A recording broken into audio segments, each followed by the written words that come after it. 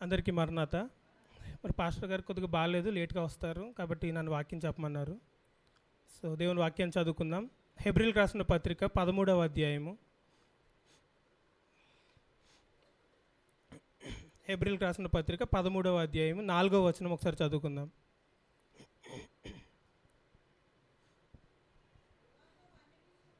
వివాహము అన్ని విషయములలో ఘనమైనది గాను పానుపు నిష్కల్మషమైనది గాను ఉండవలెను.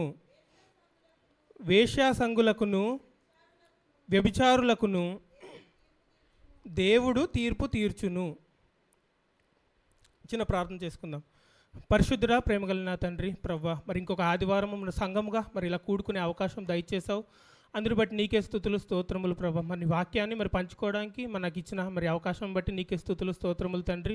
మరి వాక్యం చేత పట్టుకుని ఉండగా ప్రభా, మరి ఎంతో జాగ్రత్తగా మరి వాక్యానుసారంగా నేను మాట్లాడడానికి నాకు కావాల్సిన ఆత్మ సహాయం దయచేయండి ప్రభా. అలాగే మరి దీని నుండి మేము ఎన్నో విషయాలు నేర్చుకొని మేము పాటించి మరి ప్రభా మీకు మరింత దగ్గరగా మరి చేరుకోవడానికి మరి కృప చూపిస్తారని నమ్ముతూ ఈ చిన్ని ప్రార్థన మీ పాదాల చెంతకు చేర్చుకుంటారని యేసుక్రీస్తు పరిశుద్ధ నామంలో వినయంతో వేడుకుంటున్నాను నా కన్న తండ్రి, ఆమేన్.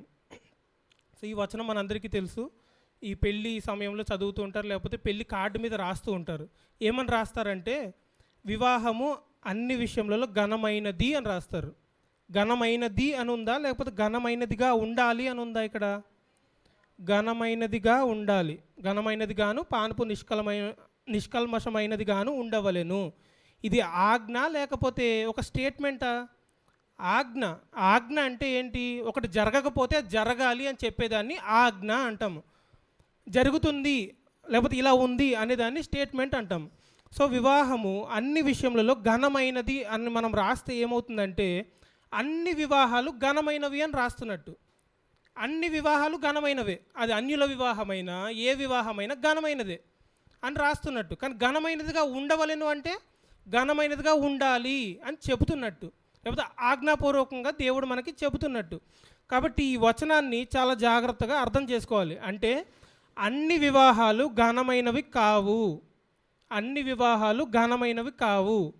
దేవుడు ఏర్పరిచిన వివాహము, దేవుని చిత్తానుసారంగా జరిగే వివాహాలు మాత్రమే ఘనమైనవి. అంటే క్రైస్తవ వివాహాలు క్రీస్తు కోరుకున్నట్టుగా జరిగే వివాహాలు, క్రీస్తును ఘనపరిచే వివాహాలు ఘనమైనవి. మిగతా వివాహాలు ఘనమైనవి కావు. సో మనం ఏం చేద్దామంటే ఈ వివాహాన్ని సాదృశ్యంగా తీసుకొని మరి యేసు ప్రభువుతో వివాహాన్ని, ఘనమైన వివాహాన్ని ఎలా అన్వయించవచ్చో ఒకసారి చూద్దాం. కాబట్టి చాలా జాగ్రత్తగా వినండి. ఒక్కొక్కటి లింక్ చేసుకుంటూ వెళ్తాను. సో ఆజ్ఞ కాబట్టి ఉండవలెను అంటే అన్ని వివాహాలు ఘనమైనవిగా లేవు. ఇది మనకు అర్థమైంది. అంటే ప్రతి వివాహం చర్చిలో జరిగినంత మాత్రాన ఘనమైన వివాహం అవ్వచ్చు, అవ్వకపోవచ్చు. దేవుని చిత్తానుసారంగా జరిగితేనే, దేవుణ్ణి ఘనపరిచేవిగా ఉంటేనే, దేవునికి గౌరవం ఇస్తేనే దేవుడు ఆ వివాహానికి వస్తాడు. లేకపోతే ప్రతి వివాహానికి దేవుడు రాడు. ఉదాహరణ, నా క్యాస్ట్లో నేను పెళ్లి చేసుకుంటాను, కట్నం తీసుకొని పెళ్లి చేసుకుంటాను, లేకపోతే అన్యాచారాలు పాటించుకుంటూ పెళ్లి చేస్తాను, నా ఇష్టానుసారంగా చేసుకుంటానని నా చిత్తానుసారంగా చేసుకునే వివాహము ఘనమైనది కాదు, ఘనహీనమైనది. దేవుని చిత్తానుసారంగా, దేవుడు కోరుకున్న విధంగా, దేవుని కోసము, దేవుని పని చేయడం కోసము, దేవుని చిత్తానుసారంగా ఆయన కోరుకున్న విధంగా, అంటే ఆయన సంతోషించేలా, ఆయన నా వివాహానికి వచ్చేలా చేసుకుంటే అది క్రైస్తవ వివాహము ఘనమైనది అవుతుంది. కాబట్టి ఏం కావాలి? వివాహము చేసుకునే ముందు దేవుడు కోరుకునేది ఏంటి అంటే వాక్యానికి పెద్దపీట వేయాలి మనం. అంటే దేవుని చిత్తానికి పెద్దపీట వేయాలి. దేవుడి చిత్తం ముఖ్యము అనే విధంగా మనం ఉండాలి. అలాగే ఇద్దరు విశ్వాసులై ఉండాలి. అంటే నిజమైన మారు మనసు కలిగిన విశ్వాసులై ఉండాలి. పెళ్లి కోసం బాప్తిసం తీసుకున్న విశ్వాసులు కాదు. నిజంగా యేసు ప్రభు నా సొంత రక్షకుడు అని అంగీకరించిన విశ్వాసులై ఉండాలి. ఇవన్నీ ఎందుకు చెప్తున్నానంటే తర్వాత ఆత్మ సంబంధమైన వాటికి అన్వయించుకుందాం. కాబట్టి ఇవన్నీ స్పష్టంగా చెప్పాల్సి వస్తుంది. అలాగే క్రీస్తుతో వ్యక్తిగత పరిచయం ఉండాలి. అంటే క్రీస్తుని ఎరిగిన వారై ఉండాలి. క్రీస్తు అంటే నా అప్పులు తీరుస్తాడు ఇలా కాదు. క్రీస్తు అంటే నా రక్షకుడు, నా కోసమే ప్రాణం పెట్టాడు, నా కోసం నన్ను ఎంతో ప్రేమిస్తున్నాడు, ఆయన కోసం నేను ఏదైనా చేస్తాను అనే అంతగా మనము క్రీస్తుని ఎరిగి ఉండాలి. అంటే వ్యక్తిగత సహవాసం కలిగి ఉండాలి. అది నిజమైన విశ్వాసి లక్షణము. అలాంటి ఒక ఇద్దరు విశ్వాసులు కలిస్తే అప్పుడు దేవుడు ఏం చేస్తాడు? ఆ వివాహానికి వస్తాడు, లేకపోతే రాడు. ఇది మనకు అందరికీ తెలిసిందే. కాబట్టి మనం ఏమనుకుంటున్నామంటే ప్రతి అన్యుల వివాహం కానీ అన్యుల వివాహాల కోసం ప్రార్థన చేసే విషయంలో కానీ చాలా జాగ్రత్తగా ఉండాలి. ఎందుకంటే అన్యుల వివాహానికి, అన్యాచారాలు ఉన్న వివాహానికి దేవునికి ఎటువంటి సంబంధము లేదు. ఎందుకంటే ప్రతి పెళ్ళి, ప్రతి వివాహము దేవుడు ఏర్పరిచింది కాదు, అవ్వచ్చు, అవ్వకపోయిండొచ్చు, మనకు తెలీదు. ఇది ఒకటి గుర్తుపెట్టుకోండి. ఇప్పుడు కొంచెం ముందుకు వెళ్ళిపోతే, ఇంకొంచెం ముందుకు వెళ్దాం. వివాహము, వివాహానికి ఆపోజిట్ అంటే వివాహానికి వ్యతిరేక పదం ఏంటి? వివాహ సంబంధంకి వ్యతిరేక పదం ఏంటి? అక్రమ సంబంధం. అక్రమ సంబంధం అంటే బూతు కాదు, ఆ క్రమ సంబంధం. క్రమము లేకుండా జరిగిన ఇద్దరు ఏర్పరచుకున్న సంబంధాన్ని అక్రమ సంబంధం అంటాం. సో ఇది భూతేం కాదు, ఆ క్రమము లేని సంబంధాన్ని వివాహేతర సంబంధాన్ని అక్రమ సంబంధం అంటాం. ఈ రెండిటికి తేడా ఏంటి? వివాహ సంబంధం అంటే పెద్దలు ఏర్పరిచింది, నలుగురు సాక్షుల్ని ఎదురుగా పెట్టుకొని అందరూ ఆమోదించే విధంగా ఉన్నది. అలాగే అందరూ సాక్షులుగా ఉండి, అవును వీళ్ళిద్దరు విశ్వాసులే, వీరిద్దరు వివాహానికి మేమందరం ఆమోదిస్తున్నాము. సో ప్రామిస్ చేయించుకుని అందరూ ఆమోదిస్తున్నారా అంటే అందరూ మరి చేతులు ఎత్తకుండా ఉండాలి కదా. ఎవరైనా ఒకరు చేతులు ఎత్తినా మన వివాహం ఆగిపోతుంది. అంటే అందరూ ఆమోదించేదిగా ఉండాలి, ఇద్దరు విశ్వాసులై ఉండాలి, రక్షణ పొందిన వారై ఉండాలి, అలాగే పెద్దలు ఏర్పరిచిందై ఉండాలి, తమ సొంతంగా వివాహం చేసుకోని విధంగా ఉండాలి. అంటే ముఖ్యంగా సాక్షులు అందరి ముందు జరిగిందై ఉండాలి. మరి అక్రమ సంబంధం అంటే ఏంటి? ఎక్కడికో వెళ్తారు, ఇద్దరు వెళ్తారు, ఎక్కడ పెళ్లి చేసుకున్నారో తెలియదు కానీ కలిసి ఉంటూ ఉంటారు. దాన్ని అక్రమ సంబంధం, క్రమము లేని సంబంధము అంట. వివాహేతర సంబంధము, అందరూ ఆమోదించనిది, పెద్దలు ఆమోదించనిది, లేదా తల్లిదండ్రులు ఆమోదించనిది, ఎవరు సాక్షులుగా లేనిది, ఇలాంటి వివాహాన్ని మనము వివాహము అనము. దాన్ని వేరే పదంతో వాడుతున్నాం. సో ఇక్కడ వరకు ముందుకు వెళ్తే, అలాగే అక్రమ సంబంధం అంటే మళ్ళీ ఇంకొకటి ఏంటి? ఇద్దరు ఒకే జెండర్ అయి ఉండకూడదు. అంటే ఇద్దరు మగవాళ్ళు అయి ఉండకూడదు, ఇద్దరు ఆడపిల్లలు అయి ఉండకూడదు, మగ ఆడ అయి ఉండాలి. లేకపోతే అది వివాహము, ఆ వివాహము చెల్లదు. ఇదంతా మనకు తెలుసు. ఇంకొంచెం ముందుకు వెళ్దాం. అంటే దేవుడు వివాహం విషయంలో ఎలాంటి ఆలోచన కలిగి ఉన్నారో ఆదికాండము, సో మొదటి వివాహం దగ్గరికి వెళ్తేనే మనకు అర్థమవుతుంది. ఆదికాండము 2వ అధ్యాయము 24వ వచనం ఒకసారి చూడండి. కాబట్టి పురుషుడు తన తండ్రిని తన తల్లిని విడిచి తన భార్యను హత్తుకొనును, వారు ఏక శరీరమై ఉందురు. ఇదే వచనాన్ని కొరింథీయులకు రాసిన మొదటి పత్రిక 6వ అధ్యాయంలో ఒకసారి చూడండి. ఇది ఆత్మకి ఎలా అన్వయించుకోవచ్చో మనకు స్పష్టంగా అర్థమవుతుంది. 6వ అధ్యాయం మొదటి కొరింథీయులకు రాసిన మొదటి పత్రిక 16వ వచనము 17వ వచనం చూడండి ఒకసారి. వేశ్యతో కలుసుకొనువాడు దానితో ఏకదేహమై ఉన్నాడని మీరెరుగరా, వారిద్దరు ఏక శరీరమై ఉందురు అని మోషే చెప్పుచున్నాడు కదా. అటువలే ప్రభువుతో కలుసుకొనువాడు ఆయనతో ఏకాత్మయై ఉన్నాడు. ఏక శరీరము, ఏక ఆత్మ, రెండిటిని లింక్ చేస్తున్నారు పౌలు గారు. ఏ వచనాన్ని తీసుకొని? మొదటి వివాహాన్ని తీసుకొని తల్లిని తండ్రిని విడిచిపెట్టి హత్తుకొనును అని ఉంది కదా. ఆదాము అవ్వలకి తల్లిదండ్రులు ఉన్నారా? ఫస్ట్ లేరు. దేవుడే ఆదాముకి తండ్రి. అంటే తర్వాత ఎలా ఉండాలంటే తల్లిని తండ్రిని విడిచిపెట్టి భార్యని భర్త హత్తుకోవాలి. అంటే వీరిని విడిచిపెట్టి భార్యను భర్త హత్తుకోవాలి. అది అందరూ ఆమోదించేదిగా ఉండాలి, అందరూ సరే అన్నట్టుగా ఉండాలి, క్రైస్తవ సంబంధమైనదై ఉండాలి, క్రీస్తు ఆమోదించేదిగా ఉండాలి, సాక్షులు ఉండాలి. ఇవన్నీ ఇప్పుడు మనం చెప్పుకుంటూ వచ్చాం. అలాగే ఆత్మకు లింక్ చేస్తున్నారు కదా. ఏక ఆత్మ ఎప్పుడు అవుతాం? ఇప్పుడు ఏక శరీరము ఎప్పుడు అవుతాము? క్రీస్తు ఆమోదిస్తే ఏక శరీరం అవుతాం. అది 2 పెళ్ళిళ్ళు చేసుకుంటే 2-3 శరీరాలు అవుతాయా? లేకపోతే ఆదాము ప్రక్కటెముక, మరి హవ్వకు ఉంది కాబట్టి నా ప్రక్కటెముక ఇంకొక దగ్గర ఉంది, మరి 2 పెళ్ళిళ్ళు చేసుకున్నవారు ప్రక్కటెముకలు.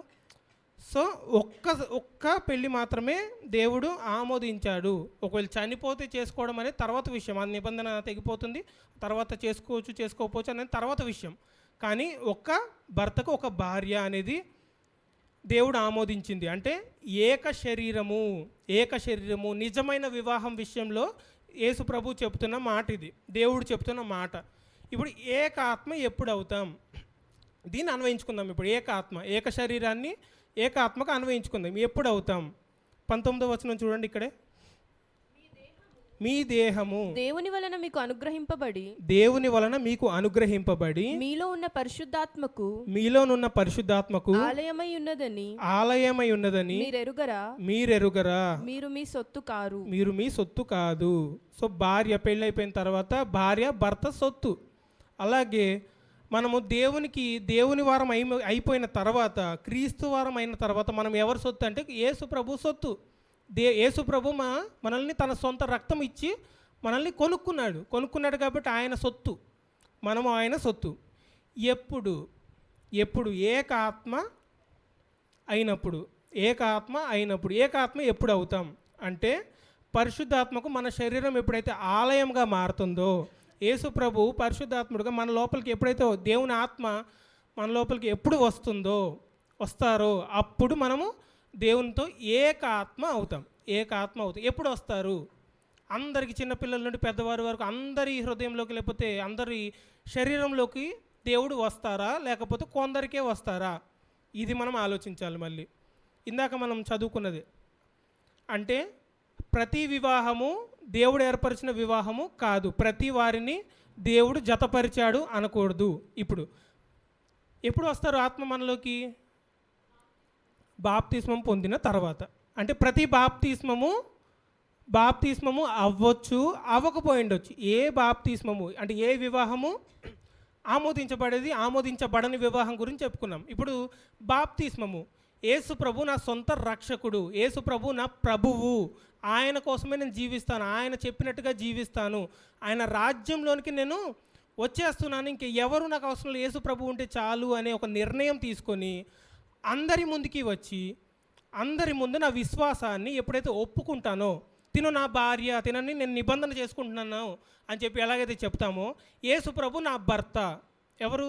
సృష్టికర్త నా భర్త అయినాడు అని ఉంది కదా పాత నిబంధనలు. అలాగే యేసు ప్రభు నా భర్త అని చెప్పి పబ్లిక్లోకి వచ్చి, ఎప్పుడైతే నేను బాప్తిస్మం తీసుకుంటానో, మారు మనసు పొందాను అని అందరికీ పబ్లిక్లో చెప్పే విధంగా ఎప్పుడైతే బాప్తిస్మం పొందుకున్నా, అప్పుడు నేను యేసు ప్రభు వారిగా నేను మారుతాను, లేకపోతే యేసు ప్రభు వారిగా మనం మారుతాం. బాప్తిస్మం అంటే పబ్లిక్లో జరిగేది, బాప్తిస్మం అంటే అందరి ముందు జరిగేది, అందరి ముందు ఒప్పుకునేది, వివాహం లాగానే. ఇప్పుడు ఏ బాప్తిస్మము దేవుడు ఆమోదించేది అని మనం చూస్తే, యోహాను సువార్త, ఇందాక మనం చదువుకున్న యోహాను సువార్త 3వ అధ్యాయం 5వ వచనం.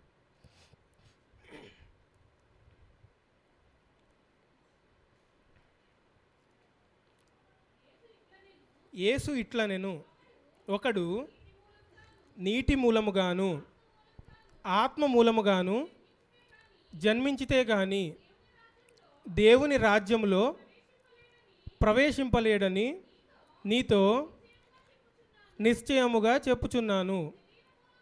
సరిపోద్దక్క.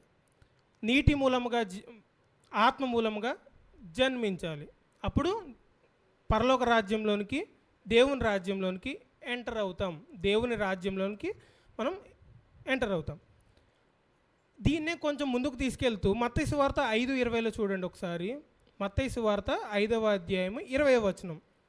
నిజమైన బాప్తిస్మం అంటే మనకు అర్థం కావాలి. ఇప్పుడు మత్తయి సువార్త, శాస్త్రుల నీతి కంటేను పరిసయ్యుల నీతి కంటేను మీ నీతి అధికము కాని ఎడల మీరు పరలోక రాజ్యములో ప్రవేశింపనేరని మీతో చెప్పుచున్నాను. శాస్త్రుల నీతి కంటే పరిసయ్యుల నీతి కంటే అధిక నీతి కావాలి, అంటే దానికి మించింది అయి ఉండాలి మన నీతి. శాస్త్రుల నీతి ఏంటి, పరిసయ్యుల నీతి ఏంటి?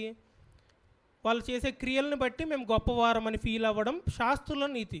వారు చేసిన క్రియలను బట్టి పరలోకం వస్తుంది అనుకోవడం శాస్త్రుల నీతి, పరిసయ్యుల నీతి. మేమే గొప్పవారం అని చెప్పి డంబపు కబుర్లు చెప్పుకోవడం శాస్త్రులు, పరిసయ్యుల నీతి. టైంకి వచ్చేస్తే అదే గొప్ప విషయం అనుకొని ఎందుకు వస్తున్నారో కూడా తెలియకుండా వస్తారు చూసారా, అది శాస్త్రుల నీతి, పరిసయ్యుల నీతి. దశంభాగం టైంకి ఇచ్చేస్తారు, కానీ అది బాధ్యతతో కాకుండా మేము ఇచ్చామని గొప్ప కబుర్లు చెప్పుకోవడానికి ఇస్తారు చూసారా, అది శాస్త్రుల నీతి, పరిసయ్యుల నీతి. దీనికి మించింది అయి ఉండాలి, శాస్త్రుల నీతి, పరిసయ్యుల నీతి ఏంటంటే బయట కనుపరుచుకునే నీతి, లోపల ఏమి ఉండదు, లోపల పరిశుద్ధత లేదు, బయటకు మాత్రమే పరిశుద్ధంగా కనిపించే నీతి. దీనికి మించింది ఏంటనే దేవుని రాజ్యంలోనికి మనము ప్రవేశిస్తాము.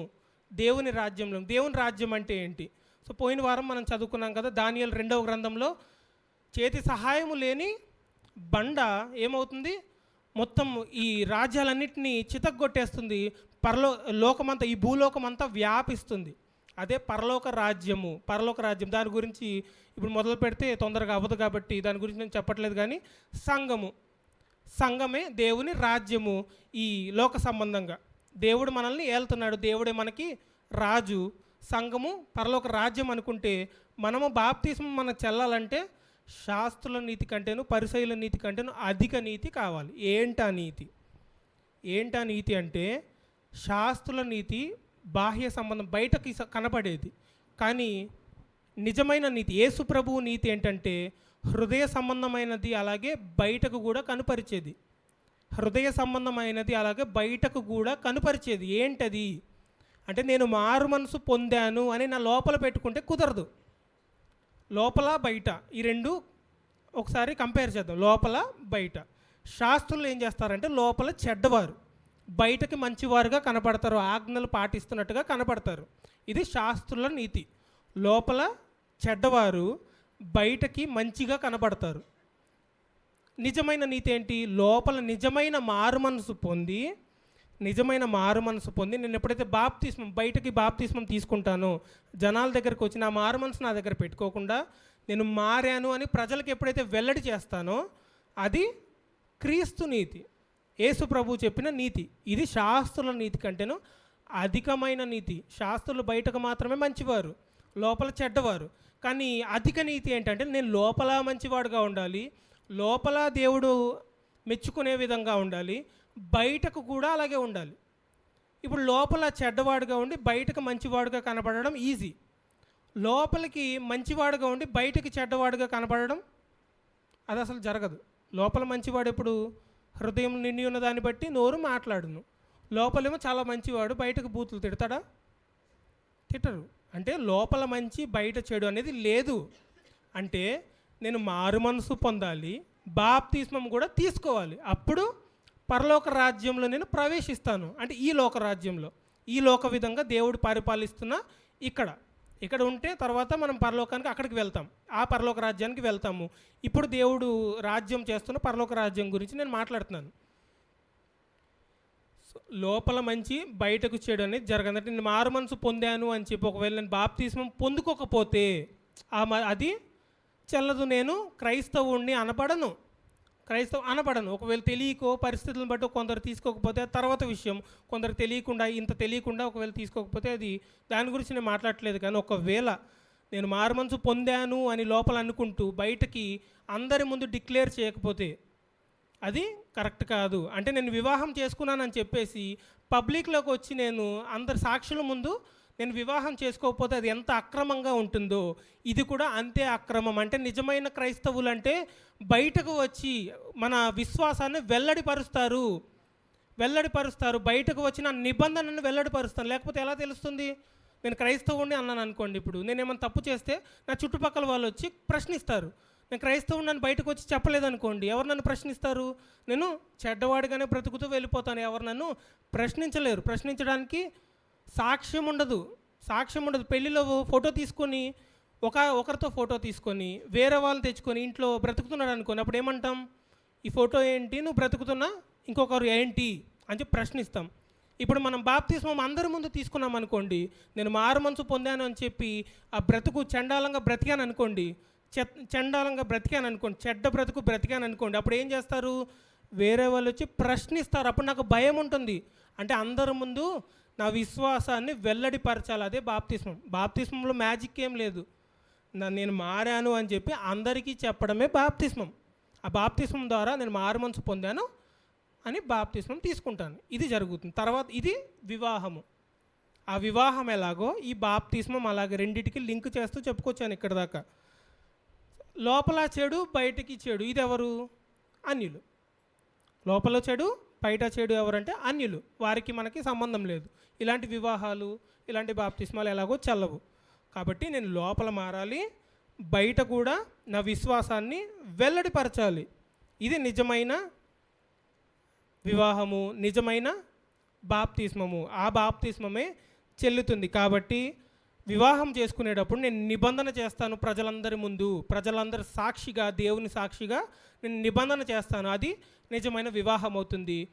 అందరి ముందు, దేవుని ముందు నా విశ్వాసాన్ని వెల్లడిపరుస్తాను. ప్రభువా నేను మారాను, నన్ను ఇంక నువ్వే నా రక్షకుడివి అని చెప్పి నా అంతరంగంలో, అలాగే అందరి ముందు నేను వెల్లడిపరిచేదే బాప్తిస్మము. ఇది నిజమైన వివాహం అయితే ఇది నిజమైన బాప్తిస్మము. ఇక్కడ వరకు రెండిటికి పోలిక మనం చేసుకుందాం. తర్వాత వివాహము అంటే ఎలా ఉండాలి, వివాహం గురించి ఒక మాట రాయబడింది ఇక్కడ చూడండి. మరలా ముందుకు వచ్చేయండి. ఆదికాండము 2వ అధ్యాయము 24వ వచనం మళ్ళీ చదువుదాం. కాబట్టి పురుషుడు తన తండ్రిని తన తన తల్లిని విడిచి తన భార్యను హత్తుకొనును వారు ఏక శరీరమై ఉందురు. ఏక శరీరం అవ్వాలంటే ఏం చేయాలి అంటే తల్లిని తండ్రిని విడిచిపెట్టాలంటే బయటకు పంపేయడం కాదు. వారితో సన్నిహితంగా ఇప్పటిదాకా ఉన్నాం, ఇప్పుడు భార్యతో సన్నిహితంగా మారాలి, భార్యను హత్తుకోవాలి. ఇప్పటిదాకా తల్లిదండ్రులను హత్తుకున్నాం, ఇప్పుడు ముఖ్యమైన మన జీవితంలో ముఖ్యం ఎవరంటే ఇప్పుడు ఈ ప్రయారిటీ అనేది ముఖ్యం ఎవరు అంటే మారుతుంది. ఇక్కడ ఎవరు? భర్తకు భార్య, భార్యకు భర్త.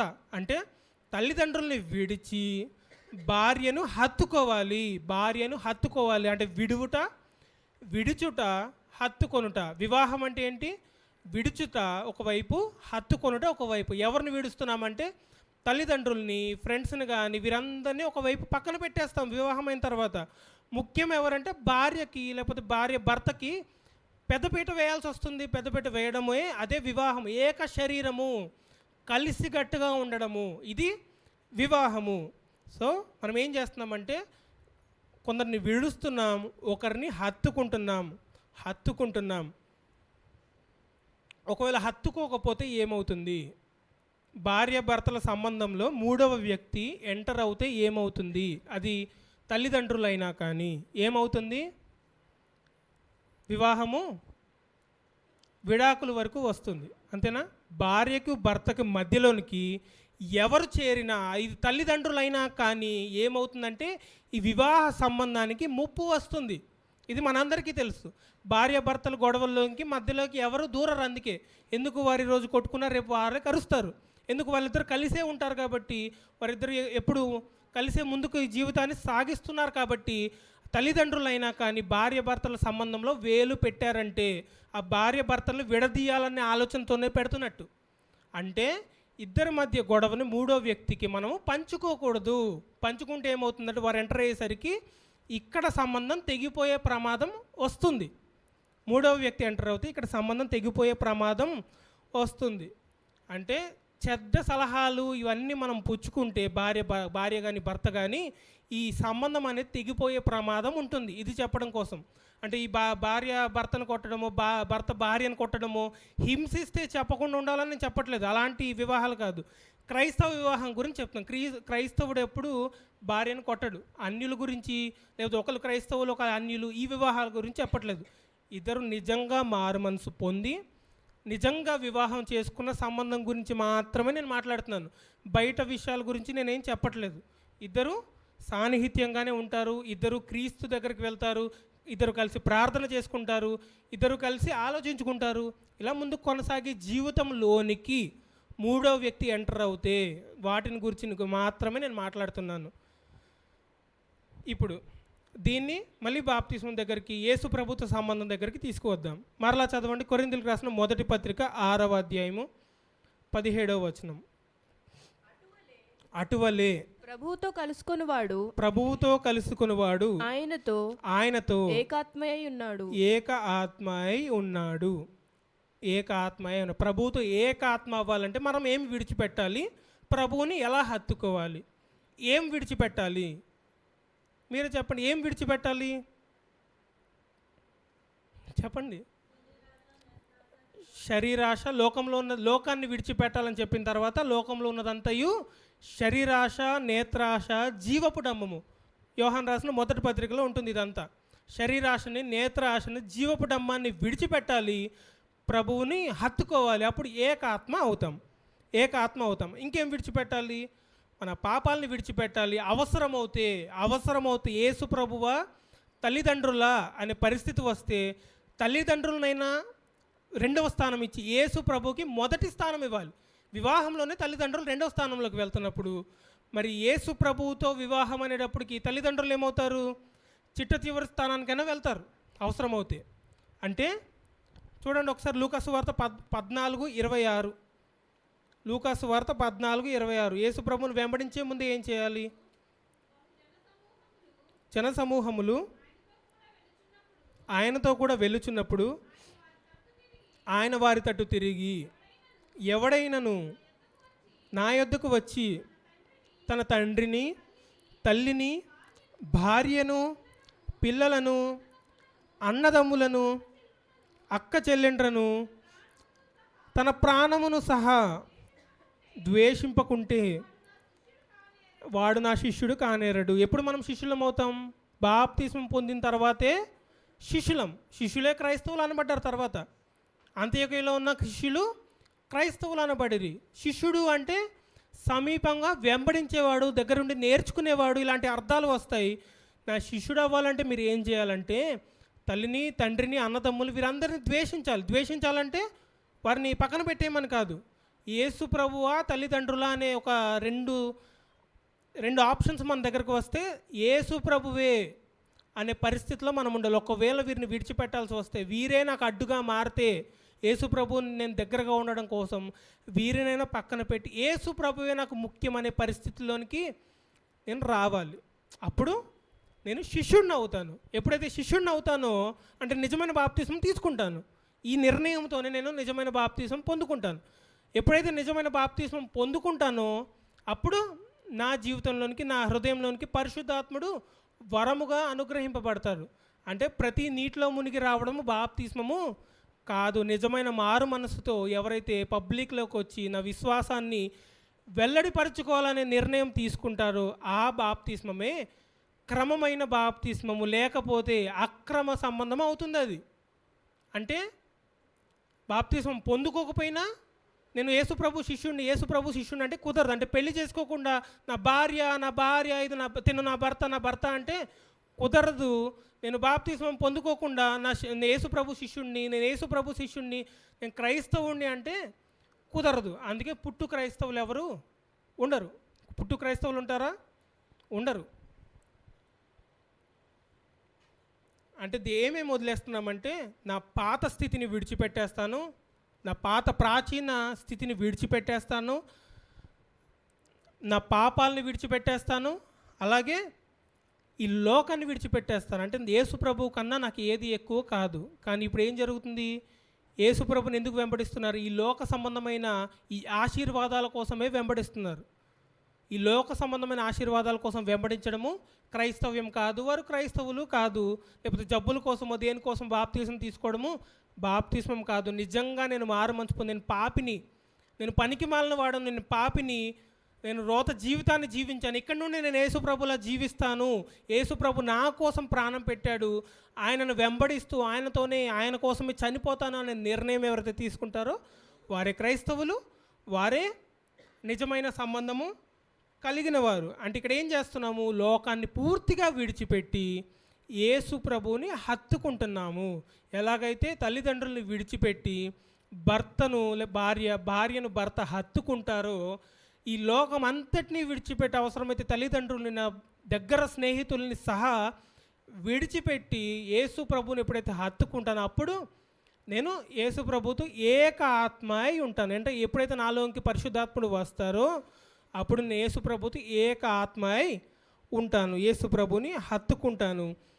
ఈ సంబంధంలోనికి మూడవ వ్యక్తి వస్తే ఏమవుతుంది? భార్య భర్తల మధ్యలోనికి మూడవ వ్యక్తి వస్తే పెళ్ళి పెటాకులు అవుతుంది. అంటే నిబంధన తెగిపోయే పరిస్థితి వస్తుంది, ఇద్దరు విడిపోయే పరిస్థితి వస్తుంది. యేసు ప్రభుకి నాకు మధ్యలో ఇంకొకరు ఎవరైనా దూరితే, నా విశ్వాసంలోనికి ఎవరైనా దూరితే ఏమవుతుంది? ఈ సంబంధం కూడా తెగిపోయే ప్రమాదం ఉంటుంది. అందుకు దుష్ట సాంగత్యం చేయవద్దు, పిల్లలారా విగ్రహాలకి దూరంగా ఉండండి, ఈ ఆజ్ఞలు ఎన్నో మనం చూస్తూనే ఉంటాం బైబిల్ అంతట్లో. ఎందుకు? అన్యులతో సాంగత్యం చేయొద్దు, లేకపోతే చెడ్డవారైన క్రైస్తవులను దూరం పెట్టండి, అవసరమైతే సంఘం నుండి వెలివేయండి అని కొరింథీ పత్రికలో పౌలు గారు మొత్తుకుంటారు. ఎందుకు? మనం కూడా వారిలో ఎక్కడ తయారైపోతామో, యేసు ప్రభుకి మనకి మధ్య వారు వచ్చి ఎక్కడ పెద్దపీట వేస్తారో, యేసు ప్రభుకి మనకి సంబంధం ఎక్కడ తెగిపోతుందో అనే భయంతో ఒక కాపరి బ్రతిమలాడతారు మనల్ని. అంటే యేసు ప్రభువుకి మనకి మధ్యలోనికి మూడో వ్యక్తి రాకూడదు. అది తల్లిదండ్రులైనా సరే రాకూడదు. వచ్చారంటే ఈ పెళ్ళి పెటాకులు అయిపోతుంది, అయిపోయే ప్రమాదం ఉంటుంది. అంటే దేవుని చిత్తానికి వ్యతిరేకంగా తల్లిదండ్రులు ప్రేరేపించినా కానీ నేను చేయాలా చేయకూడదా? యేసు ప్రభుకి వ్యతిరేకంగా తల్లిదండ్రులు నన్ను ప్రేరేపిస్తే, తల్లిదండ్రులు అంటే నాకు చాలా ఇష్టం, ప్రేరేపిస్తే చేయకూడదు. అబద్ధం ఆడమని తల్లిదండ్రులు ప్రేరేపిస్తే ఆడకూడదు. అబద్ధం చాలా సింపుల్గా చేసేది మనం. కాబట్టి తల్లిదండ్రులే చెప్పారు, పాస్టర్ గారే చెప్తే అబద్ధం ఆడొచ్చు అని చేయకూడదు. అంటే నేను ఎవరిని గొప్పగా ఎంచుతున్నానో వారు కూడా యేసు ప్రభువుకి వ్యతిరేకంగా పని చేయమని నన్ను ప్రేరేపిస్తే నేను చెయ్యకూడదు. చేస్తే ఏమవుతుందంటే యేసు ప్రభువుకి నాకు ఈ భక్తి జీవితానికి మధ్యలో వచ్చి వారు నివాసం చేసినట్టుగా అవుతారు. హృదయంలోనికి పరిశుద్ధాత్మ కదా మన హృదయంలో ఉండేది, దానిలోనికి వేరే ఆత్మ రాకూడదు. మీరు పొందిన పరిశుద్ధాత్మను కాక వేరే ఆత్మను మీరు పొందకూడదు అంటారు పౌలు గారు కొరింథీ పత్రికలో అనుకుంటా. సో యేసు ప్రభు ఒకసారి బోధిస్తూ ఉంటారు. తన తల్లి తన తమ్ముళ్ళు వచ్చి యేసు ప్రభుకి పిచ్చి పట్టింది, బయటకు పిలవండి అంటే యేసు ప్రభు ఏమంటారు? ఎవరు నా తల్లి, ఎవరు నా సహోదరులు, నా తండ్రి చిత్తము ప్రకారంగా చేయువారే నా తల్లి, నా తండ్రి, నా సహోదరులు అంటారు. ఎక్కడ? మార్కు సువార్త 3వ అధ్యాయంలో. ఎందుకు మరియమ్మని అంత ద్వేషించారు యేసు ప్రభు అంటే, యేసు ప్రభు తండ్రి అయిన దేవుడా మరియమ్మనా అంటే, తండ్రి అయిన దేవుడే నాకు ముఖ్యము అని చెప్పి వీరినైనా పక్కన పెట్టడానికి సిద్ధపడ్డారు యేసు ప్రభు. ఇవన్నీ నేను చేయగలగాలంటే, ఆయన ఇంటిలోనికి వచ్చినప్పుడు జనులు బహుగా గుంపు కూడి వచ్చిరి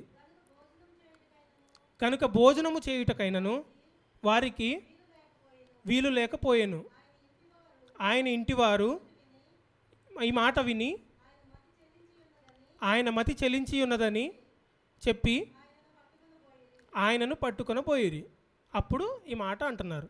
అంటే తల్లిదండ్రులే, తల్లి తన సహోదరులే యేసు ప్రభుకి ఆటంకంగా మారే పరిస్థితి వచ్చినప్పుడు యేసు ప్రభు వీరిని పక్కన పెట్టి తండ్రి చిత్తాన్ని నెరవేర్చడం కోసం ముందుకు కొనసాగిపోతున్నారు. వీరిని పక్కన పెట్టారు. అంటే ఇలాంటి పరిస్థితి వస్తే, నా రక్షణకి నా తల్లిదండ్రులు అడ్డవుతే వారిని పక్కన పెట్టి రక్షణ విషయంలో నిర్ణయం తీసుకోవాలి తప్ప యేసు ప్రభువుని పక్కన పెట్టేయడం అనేది యేసు ప్రభువుని అవమానిస్తున్నట్టే. ఆయన శిష్యుడు కానేరడు, ఆ బాప్తిస్మము చెల్లదు. ఇదంతా నేను చేయగలగాలంటే, అంటే బాప్తిస్మం పొందుకున్నాను లేదా వివాహం అయింది, బాప్తిస్మం పొందుకున్నాను, ఈ రెండుకి మనం కంపేర్ చేస్తున్నాం కదా, ఈ రెండింటిని సాదృశ్యంగా చూస్తున్నాం కదా.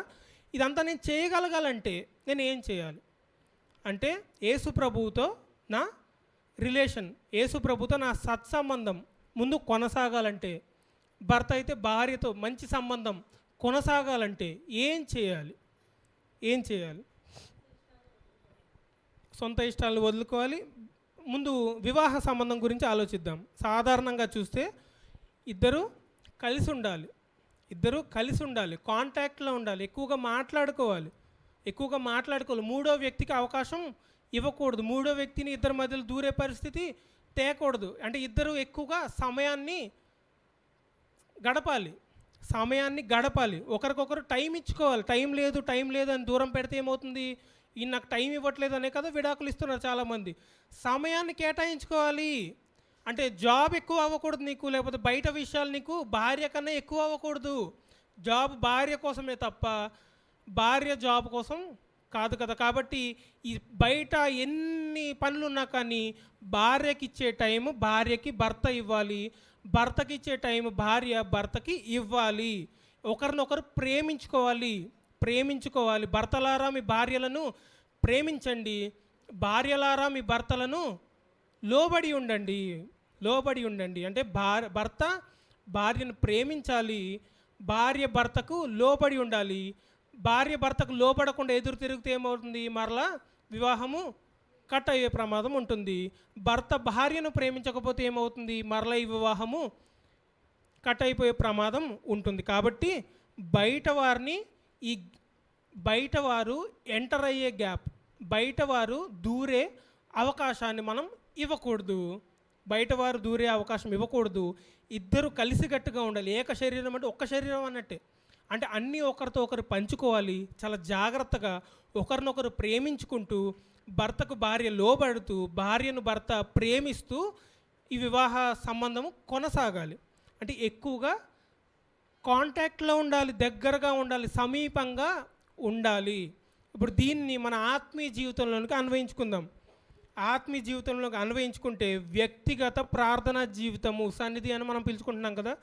వ్యక్తిగతంగా యేసు ప్రభువుతో ప్రార్థనా జీవితము కలిగి ఉండాలి. లేకపోతే ఈ వివాహము, యేసు ప్రభువుతో ఉండే వివాహము తెగిపోయే ప్రమాదం ఉంది. యేసు ప్రభువే మనకు మాదిరి.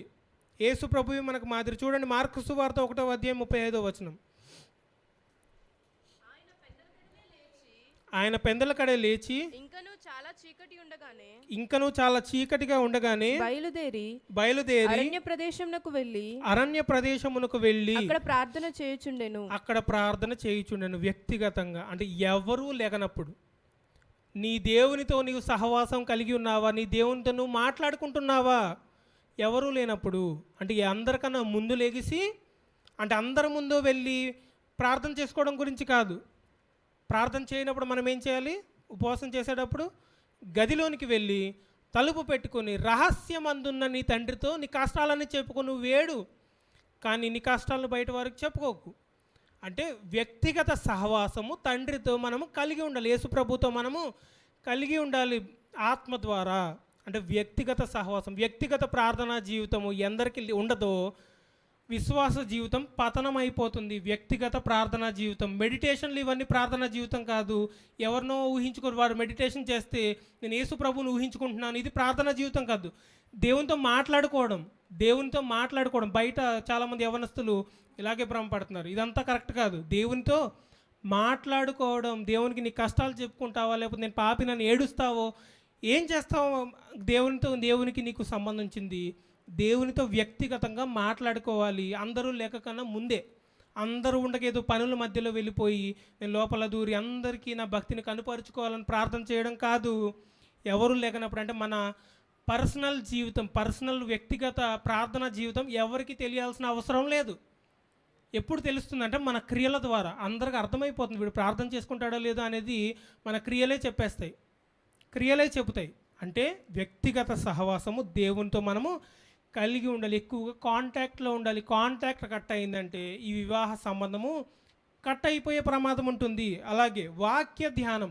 ఎంతమంది రోజు బైబిల్ చదువుతారంటే ఒక్కరు కూడా చదవరు అన్నట్టుగానే కనపడతారు మనకి. 99% క్రైస్తవులు బైబిల్ చదవరు. అన్యులైన ఈ బైబిల్ని వ్యతిరేకించడం కోసమైనా రోజు బైబిల్ చదువుతారేమో, కానీ ఈ బైబిల్ చదవడానికి మనకి బద్ధకం. ఏం చెప్తామంటే ఈ ఆఫీస్ పనులని, ఆ పనులని, ఈ పనులని, అంటే ఏం చేస్తున్నాం మనము, దేవుడి కన్నా ఆఫీస్కి ఎక్కువ ఇంపార్టెన్స్ ఇస్తున్నాం. ఫ్యామిలీ జీవితం టెన్షన్స్ ఈ టెన్షన్స్కి ఎక్కువ ప్రాధాన్యత ఇస్తున్నాం. ఈ ప్రాధాన్యత ఇచ్చినప్పుడు ఏమవుతుందంటే దేవునితో సంబంధము తెగిపోతుంది. అంటే ఎవరు బిజీగా ఉండరు. నిజంగా బిజీగా ఉంటారా? అన్నం తినడానికి టైం ఉంటుంది, అన్నిటికీ టైం ఉంటుంది, ప్రార్థనకు టైం ఉండదా? బైబిల్ చదువుకోవడానికి టైం ఉండదు. చదవడం అంటే ఒక అధ్యాయం చదివేసి పక్కన పడేయడం, ధ్యానించడం, అర్థమయ్యేదాకా చదవడం, గంటలు చదవడం. ఒక్కసారి మనం బాప్తిస్మం పొందుకున్న తర్వాత ఈ బైబిల్ చదవడం మనకు అలవాటుగా మారలేదంటే, దేవుడి గురించి ఇంకా తెలుసుకోవాలని అనిపించలేదంటే మన బాప్తిస్మం నిజమా కాదా అని ప్రశ్నించుకోండి ఒకసారి. నిజంగా ప్రశ్నించుకోకపోతే అది ముందుకు కొనసాగదు. నేను నిజంగానే మారుమనసు పొందానా? ఎందుకు యేసు ప్రభువుకి దగ్గరగా ఉండలేక? ప్రయత్నించే వారి గురించి నేను మాట్లాడలేదు. కనీసం ప్రయత్నించట్లేదు. నేను బైబిల్ని చదువు రాని వారైనా కానీ టీవీ పెట్టుకొనైనా దేవుడి గురించి ఇంకా తెలుసుకోవాలి అనుకుంటారు. చదువు రాని వారితో సహా. గ్రుడ్డివారు బ్రెయిలీలో బైబిల్ చదివి కొన్నిసార్లు చదివినట్టుగా మనం చూస్తాం. ఎంతమంది కనీసం ఒకసారి బైబిల్ పూర్తి చేశారు? కేవలం చదవడం కాదు, నేను తెలుసుకోవాలనే ఆశతో ఎవరు మొదలుపెట్టి ఎవరు పూర్తి చేశారు అనేది మనకు మనమే ఆలోచించుకోవాలి. ఇలా చేయలేకపోతున్నామంటే ఎందుకంటే దేవుడు మనకి ఎక్కడ అర్థమవుతాడు? ఈ 66 పుస్తకాల్లోనే దేవుడు తన చిత్తాన్ని ఇక్కడ పెట్టాడు. మనం ఏం చేస్తామంటే కలలో దేవుడు తన చిత్తాన్ని చూపించాలి, ఇంకోలా చూపించాలి, ఇంకోలా చూపించాలని చెప్పి ఆయన చూపించిన దాన్ని పక్కన పెట్టేస్తాం. కాలుతో తన్నడం అంటే, బైబిల్ని కాలుతో తన్నడం అంటే ఏంటో తెలుసా? అన్యులు బైబిల్ కాళ్ళ పెడితే పెద్ద రోషం వస్తుంది మనకి. కానీ మనం ఏం చేస్తాం తెలుసా? దుమ్ము పట్టేలా చేస్తున్నాం. చూసారా బైబిల్? దీన్ని కాళ్ళతో తన్నడం కన్నా దారుణం. దుమ్ము పట్టే బైబిల్ మనం కాళ్ళతో తన్నడం కన్నా దారుణం. కాళ్ళతో తన్నితే ఏమవుతుంది? కాలుకున్న దుమ్ము బైబిల్కి అంటుకుంటుంది. బైబిల్ని పక్కన పెట్టేసిన తర్వాత ఏమవుతుంది? బైబిల్ దుమ్ము పట్టేస్తుందంటే దీనికి కనీసం మనం గౌరవం ఇవ్వట్లేదు అని అర్థం. అంటే వ్యక్తిగతంగా దేవునితో సహవాసం నేను కలిగి ఉండట్లేదు అంటే నేను నా మారు మనసు నిజమా, నా వివాహం నిజమేనా అని ప్రశ్నించుకోవాలి. ఒకవేళ నిజము అనిపిస్తే ప్రయత్నం చేయాలి. ప్రయత్నం చేస్తూ చేస్తూ చేస్తూ చదువు లేదని చెప్పకండి. మళ్ళీ చదువు లేకపోయినా మనకి టెక్నాలజీ పెరిగింది. కళ్ళు లేని వారే బ్రెయిలీలో చదివినప్పుడు, మనకు చదువు లేనప్పుడు పిల్లల్ని కూర్చోబెట్టి 4 తన్నైనా కానీ చదివించుకొని కూర్చోబెట్టుకొని వినిపించుకోవచ్చు. అవకాశాలు ఉన్నాయి కానీ మనము ప్రయత్నం చేయట్లేదు. అంటే మన భక్తి జీవితం ముందుకు కొనసాగాలంటే వ్యక్తిగతంగా దేవునితో సహవాసం, అలాగే సంఘ సహవాసం కావాలి మనకి. ఎందుకంటే దేవుడు తన ప్రేమను సంఘం ద్వారా మనకు చూపిస్తారు. సంఘం ద్వారా, మనుషుల ద్వారానే దేవుడు తన ప్రేమను వెల్లడిపరుస్తారు. దేవుడు వచ్చి నా జేబులో 100 రూపాయలు పెట్టరు కదా, నాకు అవసరం వస్తే ఎవరు చేస్తారు? నాకు నా సమీప బంధువులు. సమీప బంధువులకే కదా ఒకరి కష్టాలు ఒకరికి తెలుస్తాయి. అంటే సంఘంలో ఒకరు కష్టంలో ఉన్నారంటే, ఒకరికి అవసరత ఉందంటే, ఇంకో సంఘస్థుడు ఆదుకోవట్లేదు అంటే ఈ సంఘమేనా అని ప్రశ్నించుకోవాలి. ఒకవేళ నేను సంఘస్థుడినేనా, నేను క్రైస్తవుడినేనా నేను ఆలోచించుకోవాలి. అంటే సంఘ సహవాసం అనేది మన భక్తి జీవితంలో ముఖ్యం. ఒక్క సంఘానికే కట్టుబడి ఉండాలి. 4 సంఘాలు తిరిగి వాక్యం చెప్పడానికి వెళ్ళినా పర్లేదు, కానీ ఒక సంఘంతో సహవాసం అనేది ముఖ్యము. ఇవన్నీ చేస్తేనే మన భక్తి జీవితంలో మనము ముందుకు కొనసాగుతాము. లేకపోతే ఈ భక్తి జీవితంలోనికి సాతాను దూరుతాడు. సమయము పోనివ్వక సద్వినియోగపరచుకోవాలి. ఎందుకు? నీ విరోధి అయినా అపవాది ఎవరిని మృంగుదనా అని గర్జించు సింహము వలె వెతుకుతూ తిరుగుతున్నాడు. ఎవరు దొరుకుతాడా ఒంటరిగా? నరుడు ఒంటరిగా ఉండుట మంచిది కాదు. పెళ్ళైన నరుడు ఒంటరిగా ఉండుట అసలే మంచిది కాదు. అంటే భార్యాభర్తలు కలిసి ఉండాలి. కలిసి లేకపోతే ఇంకొక ఆవిడ వస్తుంది. ఇంకొక ఆవిడ వచ్చి ఏం చేస్తుంది? నీ భార్య కన్నా నేనే మంచిదాన్ని అని చెప్పి దూరుతుంది. అక్రమ సంబంధం ఏర్పడే ప్రమాదం ఉంటుంది. అలాగే మన భక్తి జీవితంలో యేసు ప్రభుతో సహవాసం లేకపోతే సాతాను వస్తాడు. సాతాను వచ్చి 4 మాయ మాటలు చెప్తాడు. అవ్వకు చెప్పినట్టుగా మనల్ని తీసుకువెళ్ళి ఏం చేస్తాడు? పాపంలో పాడవేసే ప్రమాదం ఉంటుంది. ఎప్పుడైతే మనకి సత్యం తెలియదో అసత్యమే నిజమని భ్రమపడే అవకాశం ఎక్కువగా ఉంటుంది. భ్రమపరచు ఆత్మ అంటాం దీన్ని.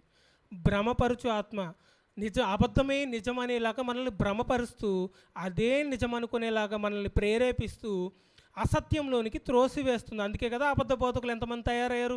ఒక పాట వాక్యానుసారంగా ఉండదు, ఒక ప్రసంగం వాక్యానుసారంగా ఉండదు, డ్యాన్సులు ఇష్టం వచ్చినట్టుగా ప్రవర్తిస్తున్నారు. ఇదంతా పాత నిబంధనలో దావీదు నాట్యానికని ఇంకొక దానికని లింక్ చేసుకుంటూ ఇష్టానుసారంగా ప్రవర్తిస్తున్నారు. వాస్తు బైబిల్ సంబంధమైందంటారు. వివాహము అన్యాచారాలు పాటిస్తూ ఏం చేస్తున్నారు? ముఖ్యంగా ఒకటి ఎగ్జాంపుల్గా చెప్తాను. 3 ముళ్ళు అనే దాన్ని ఏం చేశారంటే 3 పేటల తాడు తొందరగా తెగదు అని లింక్ చేశారు. 3 పేటలు అంటే ఏంటి? 3 ముళ్ళు అంటే ఏంటి? ఒకసారి ఆలోచించి ఎంత అమాయకులంగా ఉన్నాం మనం. 3 పేటల తాడికి 3 ముళ్ళుకి ఆలోచన కూడా లేకుండా భ్రమపడిపోతున్నాం. అంత దారుణంగా మనల్ని పిచ్చివాళ్ళని చేస్తున్నాడు సాతాను. మళ్ళీ ఈ 3 ముళ్ళు కూడా తండ్రి కుమార పరిశుద్ధాత్మ అని దాన్ని ఇక్కడికి తీసుకొచ్చుకున్నాం. లేకపోతే ఈ హెయిర్ కట్ చేస్తున్నప్పుడు తండ్రి కుమార పరిశుద్ధాత్మ అని ఇష్టం వచ్చినట్టుగా చేస్తున్నాం. వాటిని మన జీవితంలో ఆమోదించే లేకపోతే కొనసాగించే ప్రయత్నం చేస్తున్నాం. అంటే ఏం చేయలేదు ఇక్కడ మనము? యేసు ప్రభుని హత్తుకోలేదు. యేసు ప్రభుని హత్తుకోకపోతే ఏమవుతుంది? వేశ్య వచ్చి దూరుతుంది. అదే కదా హెబ్రీయులకు రాసిన పత్రిక ఒకసారి చదవండి. ఆ తర్వాతే రాశారు చూడండి, 13వ అధ్యాయం 4వ వచనం. వివాహము అన్ని విషయములలో ఘనమైనది గాను పానుపు నిష్కల్మషమైనది గాను నిష్కల్మషమైనది గాను ఉండవలెను. ఉండవలెను. వేశ్యాసంగులకును వెంటనే రాశారు చూడండి, వేశ్యాసంగులను వ్యభిచారకులకును వ్యభిచారులకును దేవుడు తీర్పు తీర్చును. దేవుడు తీర్పు తీర్చును. వేశ్యాసంగులు అనే దగ్గర సెక్షువల్లీ ఇమ్మోరల్ అని ఉంటుంది ఇంగ్లీష్లో. Sexually immoral. సెక్షువల్లీ మోరల్ అంటే వివాహ సంబంధమైన కలయిక, భార్యాభర్తల కలయిక. అంటే సెక్స్ అనేది వివాహ సంబంధమైనదిగా ఉండాలి, ఒక్కరితోనే అయి ఉండాలి. అది కాకుండా ఇమ్మోరల్ అంటే మోరల్ కానిది, అంటే మంచిది కానిది, అంటే వివాహ సంబంధం కానిది. అంటే ఇద్దరు కలవాలంటే వివాహ సంబంధం ద్వారానే కలవాలి. ఇప్పుడు మరలా చదవండి, కొరింథీయులకు రాసిన మొదటి పత్రిక, మరలా అక్కడికి వద్దాం.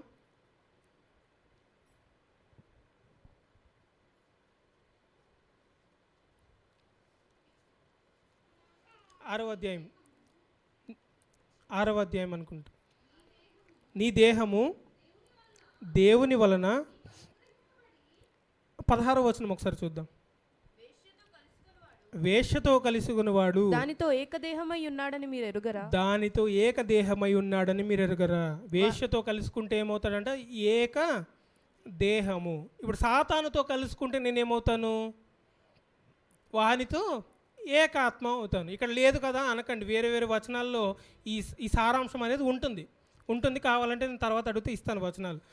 వేశ్యతో కలుసుకుంటే, వేశ్యతో ఏక శరీరం అయినప్పుడు, సాతానుతో కలుసుకుంటే అంటే బైబిల్కి వ్యతిరేకమైన బోధతో కలుసుకుంటే, లేక అన్యత్వంలోనే ఉండిపోతే ఏమవుతుంది? సాతానుతో ఏక ఆత్మగా మనం ఉండిపోతాం. అందుకే మరలా చూడండి 18వ వచనం, జారత్వమునకు దూరముగా పారిపోవుడి. మనుష్యుడు చేయు ప్రతి పాపమును దేహమునకు వెలుపల ఉన్నది, కానీ జారత్వము చేయువాడు తన సొంత శరీరమునకు హానికరముగా పాపము చేయుచున్నాడు. మీ దేహము దేవుని వలన మీకు అనుగ్రహింపబడి మీలోనున్న పరిశుద్ధాత్మకు ఆలయమై ఉన్నదని మీరు ఎరుగురు. ఎవరితో మాట్లాడుతున్నారు? క్రైస్తవులతో మాట్లాడుతున్నారు. క్రైస్తవేతరులతో, బాప్తిసం పొందని వారితో, లేకపోతే అన్యులతో మాట్లాడట్లేదు, క్రైస్తవులతో మాట్లాడుతున్నారు. క్రైస్తవులు కానివారు దేవునితో ఏకాత్మ కాదు. క్రైస్తవులు ఎప్పుడు అనబడతారు అని మనం చూసుకున్నాం కాబట్టి ఇంకా మరలా రిపీట్ చేయట్లేదు. అంటే పరిశుద్ధాత్మకు ఆలయము, ఈ ఆలయంలో తీసుకువచ్చి వేరే దేవుడికి కానీ, తల్లిదండ్రులకు కానీ, వేరే వారికి కానీ పెద్దపీట వేస్తే ఏమవుతుంది? అది ఇందాకది చేస్తే వ్యభిచారం. ఇప్పుడు ఇదేంటి? విగ్రహారాధన వ్యభిచారంతో సమానంగా పాత నిబంధనలో పోల్చాడు దేవుడు. నిర్గమకాండం చదువుకోండి, అక్కడ మీకు కనబడుతుంది. విగ్రహారాధన వ్యభిచారం అంటే సాతానుతో నేను ఎప్పుడైతే ఏక ఆత్మ అవుతానో అది వ్యభిచారము. అంటే నేను పెళ్లి చేసుకున్న తనని కాకుండా, లేకపోతే ఒక్క భార్యతో కాకుండా, వివాహము కాకుండా ఒకవేళ సంబంధం కుదుర్చుకుంటే అది అక్రమ సంబంధము, వ్యభిచారం ఎలాగైతే అవుతుందో, యేసు ప్రభు కాకుండా, యేసు ప్రభుకి దగ్గరగా ఉండకుండా వేరే వారికి ఎప్పుడైతే నేను అవకాశం ఇస్తానో, నాకు దగ్గరగా ఉండే అవకాశాన్ని, అదేమవుతుంది? వారితో ఏకాత్మ అయినట్టుగా అవుతుంది. అంటే సాతానుతో ఏకాత్మ అంటే ఆధ్యాత్మిక వ్యభిచారంలోనికి వెళ్తుంది. ఇది ఆధ్యాత్మిక వ్యభిచారం. ఇప్పుడు ఇలాంటి జరిగినప్పుడు ఏమవుతుంది? వ్యభిచార కారణం అంటే ఏమవ్వాలి? వ్యభిచార కారణం నిమిత్తము విడాకులు. ఇది కొనసాగపోతే విడాకులు. ఇప్పుడు శరీర సంబంధమైన విడాకులు, ఆత్మ సంబంధమైన విడాకులు, ఈ రెండు చూద్దాం. ఇది చూసి ముగించుకుందాం. హెబ్రీల్ రాసిన పత్రిక వద్దు, మత్తయి సువార్త 5వ అధ్యాయంలో ఉంటుంది చూడండి. మత్తయి సువార్త 5వ అధ్యాయం, తెలిసిన వచనాలే. 5వ అధ్యాయం 31, 32 వచనాలు. తన భార్యను విడనాడువాడు తన భార్యను విడనాడువాడు ఆమెకు పరిత్యాగ పత్రిక ఇయ్యవలెనని చెప్పబడి ఉన్నది కదా. నేను మీతో చెప్పున్నదేమనగా వ్యభిచార కారణమును బట్టి కాక తన భార్యను విడనాడు ప్రతివాడును ఆమెను వ్యభిచారినిగా చేయుచున్నాడు. విడనాడబడిన దానిని పెండ్లాడువాడు వ్యభిచరించుచున్నాడు. దీని గురించి ఇంకా డీప్గా వెళ్తే మనకు సరిపోదు. కొరింథీయులకు రాసిన మొదటి పత్రిక 6వ అధ్యాయం 7వ అధ్యాయం మొత్తం మీరు చదువుకోండి. ఇంటికి వెళ్ళిన తర్వాత వివాహ సంబంధం ఎలా ఉండాలి, ఇది ఎవరి గురించి అంటే ఇద్దరు విశ్వాసుల గురించి.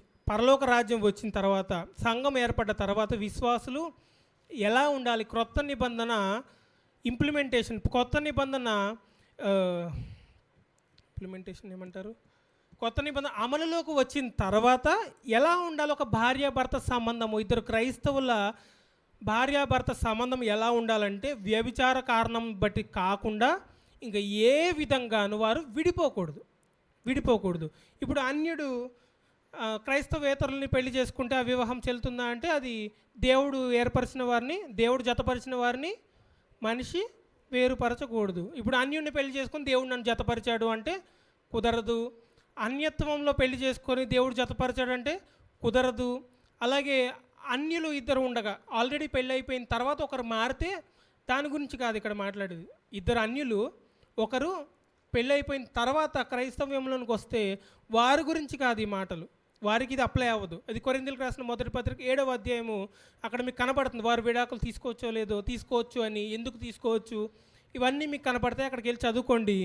ఇక్కడ ఇద్దరు నిజమైన క్రైస్తవులు నిజంగా మారు మనసు పొంది బాప్తిస్మం పొందుకున్న తర్వాత ఇద్దరు పెళ్లి చేసుకున్న క్రైస్తవుల గురించి మాత్రమే ఈ వచనాలు.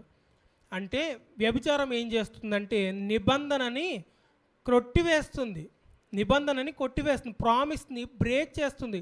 తినను తప్ప నా జీవితంలో ఇంకొకరికి చోటు ఇవ్వను అని ఎప్పుడైతే మనము ప్రమాణం చేస్తామో ఆ ప్రమాణాన్ని వేరొకరి దగ్గరికి వెళ్ళి వ్యభిచారం చేస్తే తినే స్థానాన్ని వేరొకరికి ఇస్తే ఏమవుతుందంటే ఈ ప్రామిస్ని, ఈ ప్రమాణాన్ని మనము బ్రేక్ చేసినట్టు, తెగతింపులు చేసినట్టు. అప్పుడు ఏమవుతుంది, విడాకులు తీసుకోవచ్చు అని చెప్పాల్సిన పరిస్థితి. అది కూడా వారి హృదయ కాఠిన్యాన్ని బట్టి ఇచ్చిన ఈ ఆజ్ఞ ఇది తర్వాత పరిసయ్యులతో యేసుప్రభు మాట్లాడుతూ చెప్తారు ఈ సందర్భం. కాబట్టి ఏం చేయొచ్చు అంట, పరిత్యాగ పత్రిక ఇచ్చి విడాకులు తీసుకోవచ్చు. అంటే వేరే వారిని భార్య ప్లేస్లోకి ఎవరైనా తీసుకువస్తే ఈ భార్య వెళ్ళి కోర్టులో కేసు వేసి విడాకులు తీసుకోవచ్చు, ఇద్దరు క్రైస్తవులైతే. అంటే వివాహ సంబంధము ఫెయిల్ అవుతే ఏం జరుగుతుందంటే విడాకులకి దారి తీస్తుంది. ఇది మొదటి నుండి మనం చెప్పుకుంటూ వచ్చి ఇక్కడికి వచ్చి ల్యాండ్ అయ్యాం మనం. ఇప్పుడు ఆత్మ సంబంధమైన వివాహం లేకపోతే మన బాప్తిస్మము ఫెయిల్ అవుతే ఏం జరుగుతుంది, దేవుడు కూడా పరిత్యాగ పత్రిక ఇస్తాడంట. చూడండి, దానికన్నా ముందు ఒక వచనాన్ని చూసుకుందాం. చూడండి, మత్తయి సువార్త 10వ అధ్యాయం 37వ వచనం. విగ్రహారాధన అంటే విగ్రహం దగ్గరికి వెళ్ళి మొక్కడం అనే అనుకుంటున్నాం మనం. 10:37 తండ్రినైనను తల్లినైనను నాకంటే ఎక్కువగా ప్రేమించువాడు నాకు పాత్రుడు కాడు. కుమారునినైనను కుమార్తెనైనను నాకంటే ఎక్కువగా ప్రేమించువాడు నాకు పాత్రుడు కాడు. తండ్రినైనను తల్లినైనను నాకంటే ఎక్కువగా ప్రేమిస్తే విగ్రహారాధన. ఆరాధన అంటే ఏంటి? ప్రేమించడం. ఆరాధన అంటే ప్రేమలో పరాకాష్ట. దేవుని ఇక్కడికి వచ్చి మనం ఏం చేస్తున్నాం? ఆరాధిస్తున్నాం, ప్రేమిస్తున్నాం. ఆజ్ఞల్ని పాటించడమే ఆరాధించుట. ఆజ్ఞను పక్కన పెట్టేస్తే ఆరాధించినట్టు. ఇప్పుడు మమ్మీ చెప్పింది వినాలా, దేవుడు చెప్పింది వినాలా? మమ్మీ చెప్పింది వింటే మమ్మీని ఆరాధిస్తున్నట్టు, దేవుడు చెప్పింది వింటే దేవుడిని ఆరాధిస్తున్నట్టు. ఇప్పుడు ఇద్దరి దగ్గర క్లాష్ వచ్చింది. దేవుడు ఒకటి చెప్తున్నాడు, మన పేరెంట్స్ ఒకటి చెప్తున్నారు, లేకపోతే మన సొంత వారు ఒకటి చెప్తున్నారు, నాకు సంబంధించిన వాళ్ళు, నేను బాగా ప్రేమించేవారు ఒకటి చెప్తున్నారు. ఈ రెండిటికి మధ్యలో క్లాష్ వస్తే, ఈ రెండు ఒకదానికొకటి వ్యతిరేకంగా ఉంటే నేను ఏది పాటించాలి? దేవుణ్ణి ప్రేమించాలి. అప్పుడు నేను దేవుణ్ణి ఆరాధిస్తున్నట్టు. దేవుణ్ణి ఇప్పుడు నేను ఇది పాటిస్తూ దేవుణ్ణి ఆరాధిస్తున్నట్టు అంటే ఒప్పుకుంటారా దేవుడు? ఒప్పుకోడు. అంటే ఇది విగ్రహారాధన. దేవుని ప్లేస్లో వేరొక దాన్ని తీసుకొస్తే, భార్య ప్లేస్లో వేరొకరిని తీసుకొస్తే అది వ్యభిచారమైనప్పుడు, దేవుని ప్లేస్లో వేరే వాళ్ళని ప్రేమిస్తే అది విగ్రహారాధన అవుతుంది. విగ్రహారాధన ఆధ్యాత్మిక వ్యభిచారంతో పోలుస్తున్నాడు. దీనికి రెఫరెన్స్ ఇస్తేనే మీరు నమ్ముతారు కాబట్టి. అలాగే ఇంకొకటి, సో తల్లిదండ్రులు కుమారునైనను కుమార్తెనైనా నాకంటే ఎక్కువగా ప్రేమించకూడదు అన్నారు కదా. అలాగే తిమోతికి రాసిన మొదటి పత్రిక 6:10 చూడండి. 6:10 తిమోతికి రాసిన మొదటి పత్రిక. ఈ వచనాలు చూస్తే ఖచ్చితంగా చూడాలి. ఎందుకనగా ధనాపేక్ష సమస్తమైన కీడులకు మూలము కొందరు దానిని ఆశించి విశ్వాసము నుండి తొలగిపోయి నానా బాధలతో తమను తామే పొడుచుకొనిరి. ధనాపేక్ష ఏం చేస్తుందంట? విశ్వాసం నుండి తొలగిపోయేలా చేస్తుంది. అంటే మనము దేవునికి విడాకులు ఇచ్చేలా చేస్తుంది. ధనం ఎక్కువ, దేవుడు ఎక్కువ అనే పరిస్థితి వచ్చినప్పుడు, దేవుడా ధనమా ఏం కావాలి? దేవుడు నాకు పేదరికం ఇస్తాడు, దేవుడా ధనమా అనే పరిస్థితి వచ్చిందనుకోండి. ఇప్పుడు ఏది కావాలి? ధనం వద్దు, దేవుడు కావాలని ఎంతమంది అనుకుంటాం? ఒకవేళ అనుకోకపోతే విశ్వాసము నుండి మనము తొలగిపోయినట్టే. అంటే ధనాన్ని ఎక్కువగా ప్రేమించకూడదు. ఇంకొకటి, లోకాన్ని ఎక్కువగా ప్రేమించకూడదు. ఇది యాకోబు రాసిన పత్రిక 4:4లో మనకు కనబడుతుంది. లోకముతో స్నేహము, దేవునితో వైరము. లోకముతో స్నేహమా, దేవునితో రెండింటితో స్నేహం చేస్తానంటే మరలా కుదరదు. లోకమా దేవుడా, లోకమా దేవుడు, అన్యాచారాలా దేవుని ఆచారాలా, లోకమా దేవుడా అనే పరిస్థితి వచ్చినప్పుడు లోకంతో స్నేహం చేస్తాను అని మనం చెప్పకుండా కూడా, అనుకోకుండా కూడా మనం చేసిన దేవునికి శత్రువులుగా ఉన్నట్టే. దేవునికి శత్రువులుగా ఉన్నట్టే. అప్పుడు ఏం చేస్తాడు దేవుడు? ఇశ్రాయేలీయులతో మాట్లాడుతున్నారు చూడండి. ఇర్మియా గ్రంథం 3వ అధ్యాయం. ఎంత బాధపడుతూ రాస్తున్న వచనాలు అయి ఉంటాయి ఇవి, ఒకసారి చూడండి. ఇర్మియా గ్రంథము 3వ అధ్యాయము 8-9 వచనాలు. ద్రోహిణియగు ఇశ్రాయేలు వ్యభిచారము చేసిన హేతువు చేతనే నేను ఆమెను విడిచిపెట్టి ఆమెకు పరిత్యాగ పత్రిక ఇయ్యగా విశ్వాసఘాతకురాలకు ఆమె సహోదరి అయిన యూదా చూచియు తానును భయపడక వ్యభిచారము చేయుచు వచ్చుచున్నది. రాళ్లతోనూ మొద్దులతోనూ వ్యభిచారము చేసెను. ఆమె నిర్భయముగా వ్యభిచారము చేసి దేశమును అపవిత్రపరిచింది. సరిపోతుంది. ఇది మామూలు వ్యభిచారమా లేకపోతే విగ్రహారాధన గురించి. రాళ్లతో వ్యభిచారం అంటే నిజంగా వెళ్ళి వ్యభిచారం కాదు, రాళ్ళని పూజించడం. దేవుని ప్లేస్లో రాళ్ళని పెట్టడం, భార్య ప్లేస్లో వేరొకరిని పెట్టడం, ఇది వ్యభిచారం అవుతాయి. దేవుని ప్లేస్లో వేరొకరిని పెట్టడం అవుతుంది ఇక్కడ. అప్పుడు ఏం చేస్తాడంటే దేవుడు పరిత్యాగ పత్రిక ఇచ్చేస్తాడు. అంటే ఈ మ్యారేజ్ అనేది, ఈ బాప్తిసం ఫెయిల్ అయిపోతుంది. ఫెయిల్ అయిపోకుండా ఉండాలంటే మనం ఏం చేయాలి? దేవునితో వ్యక్తిగత సహవాసం అనేది విడిచిపెట్టకూడదు. వాక్య ధ్యానం అనేది విడిచిపెట్టకూడదు. ఇప్పుడు ఇక్కడ చూడండి ఒక్కసారి వచనాన్ని. యూదా చూచి తాను భయపడక వ్యభిచారం చేయుచు వచ్చుచున్నది. నా అన్న ఇశ్రాయేలే తప్పు చేస్తుంటే నేనెంత? పాస్టర్ గారే అబద్ధం ఆడుతున్నారు, నేనెంత? ఇది మనం జనరల్గా ఉదాహరణ. అంటే వేరే వారిని ఉదాహరణగా తీసుకొని మన పాపాన్ని మనం ఏం చేస్తామంటే సమర్థించుకునే ప్రయత్నం చేస్తాం. అంతటి వాడికే బయట వారు వాడుతూ ఉంటారు కదా, పలానా అంతటి వాడికే తప్పలేదు నేనెంత అంటూ ఉంటారు అన్ని దేవుళ్ళని ఉదాహరణగా తీసుకొని. ఇప్పుడు మనం ఏం చేస్తాము? పలానా పెద్దవారికే తప్పలేదు, పలానా ఇంత భక్తిపరులకే తప్పలేదు, నేనెంత అని వారిని ఉదాహరణ తీసుకొని వారు వేసిన అడుగులే నేను వేస్తే, ఈ యూదాలాగా ఇశ్రాయేల్ని చూసి యూదా కూడా ఏం చేసిందంట? విగ్రహారాధన చేసింది. యూదా ప్రజలు ఏం చేశారు? విగ్రహారాధన చేశారు. అలాగే మన పక్కవాడు అబద్ధం ఆడుతున్నాడు కదా, నేను అబద్ధం ఆడి, నా పక్కవాడు టైంకి రావట్లేదు కదా, నేను టైంకి రాకుండా పక్క వాళ్ళ మీద తోసేస్తూ వెళ్ళిపోతే నా భక్తి జీవితానికి నేనే బాధ్యుణ్ణి. దేవుడు ఎవరిని లెక్క అడుగుతాడు నా జీవితం గురించి? నన్నే లెక్క అడుగుతాడు. మిమ్మల్ని అడుగుతాడు. నా గురించి మా మమ్మీని అడగడు, మా డాడీని అడగడు. నా గురించి నన్నే లెక్క అడుగుతాడు. మీ గురించి మిమ్మల్ని లెక్క అడుగుతాడు. ఎవరి లెక్క వారే చెప్పుకోవాలి. ఎవరి లెక్క వారే చెప్పుకునే బాధ్యత మన మీద ఉంది. మనం చేసిన ప్రతి క్రియ దేవుడు చూస్తూనే ఉన్నాడు. ప్రతి దానికి మనము లెక్క చెప్పుకోవాలి. ఎవరో తప్పు చేస్తే నేను చేస్తాను, కుదరదు. ఎంత పెద్దవారు తప్పు చేసినా నేను తప్పు చేస్తాను, కుదరదు. ఎంత పెద్దవారు పాపం చేసినా నేను పాపం చేస్తాను, కుదరదు. ఇలా చేసినా కూడా వారికి దేవుడు పరిత్యాగ పత్రిక ఇచ్చేస్తాడు, విడాకులు ఇచ్చేస్తాడు, మనకి కూడా ఇచ్చేస్తాడు. అంటే ఎవరు కూడా గొప్పవారు కాదు భక్తి జీవితంలో. కాబట్టి వివాహము అంటే నేను నిజంగా మారు మనసు పొందాలి, బాప్తిస్మం కూడా పొందుకోవాలి. అప్పుడే దేవుని రాజ్యంలోనికి, దేవుని భార్యగా నేను అయినట్టు, సిద్ధపడుతున్నట్టు భార్యగా నేను సిద్ధపడుతున్నట్టు. ఆ సిద్ధపాటులో నేను ఏం చేయాలంటే నా భర్తతో సహవాసములో ఉండాలి, దేవునితో సహవాసంలో ఉండాలి, ప్రార్థనా జీవితం వ్యక్తిగతంగా, వాక్య ధ్యానము, సత్యాన్ని నేను ధ్యానించాలి. ఆత్మతోనూ సత్యముతోనూ. ఆత్మ సత్యముతో ఆరాధించేలా మనల్ని ప్రేరేపిస్తుంది. అంటే బైబిల్కి వ్యతిరేకంగా నేను ఆరాధిస్తూ ఈ చిందులు వేస్తూ డ్యాన్సులు వేసి నేను దేవుని ఆరాధిస్తున్నానంటే కుదరదు. యేసు ప్రభు శిలువ త్యాగాన్ని వెక్కిరిస్తూ నేను ఏం చేసినా కానీ అది విగ్రహ ఆరాధనలోనికి వెళ్తుంది. యేసు ప్రభుకు ఆ ఆరాధన చెందదు. యేసు ప్రభువుని ఎదురుగా పెట్టుకొని ఆరాధించినా కూడా, విగ్రహ రూపంలో ఆరాధించినా కానీ చెల్లదు. యేసు ప్రభుని ఆరాధిస్తున్నానని చెప్పి అసత్యంగా నేను ఆరాధిస్తే, దేవుడు చెప్పని విధంగా నేను ఆరాధించిన అది ఆరాధన కిందకి రాదు, అది విగ్రహ ఆరాధన అవుతుంది. ఆ ఆరాధన వేరేవాడు తీసుకుంటున్నాడు వచ్చి.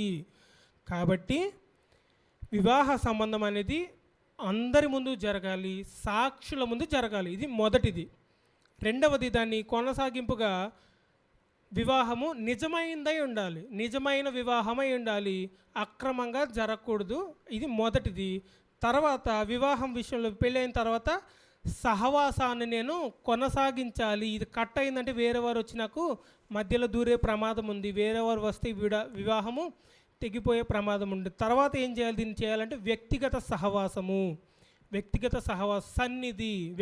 సన్నిధి, దేవునితో సాన్నిహిత్యంగా నేను ఉండాలి, లేకపోతే వేరేవారు వచ్చే ప్రమాదం ఉంటుంది. ఇది ఒకవేళ ఫెయిల్ అవుతే దేవుడు నాకు పరిత్యాగ పత్రిక ఇచ్చే ప్రమాదం ఉంది, విడాకులు ఇచ్చే ప్రమాదం ఉంది. నేను పరలోకాన్ని వెళ్ళలేను. యేసు ప్రభు త్వరలో వస్తున్నారు, మరణాత అని చెప్పడం మాత్రమే కాదు, మరణాత అని ప్రార్థన కూడా నేను చేయగలను. ప్రభు అయిన యేసు రమ్ము. ఎవరు చెప్పగలరు ఈ మాట? సిద్ధపడిన వారు. అంటే ఈ సాన్నిహిత్యంలో దేవునితో ఎవరైతే ఉంటారో, ఇక్కడ దేవునితో ఎవరైతే సాన్నిహిత్యంగా ఉంటారో, ఈ పరలోక రాజ్యంలో ఎవరైతే దేవునితో దగ్గరగా ఉంటారో ఆ పరలోక రాజ్యానికి వెళ్తారు.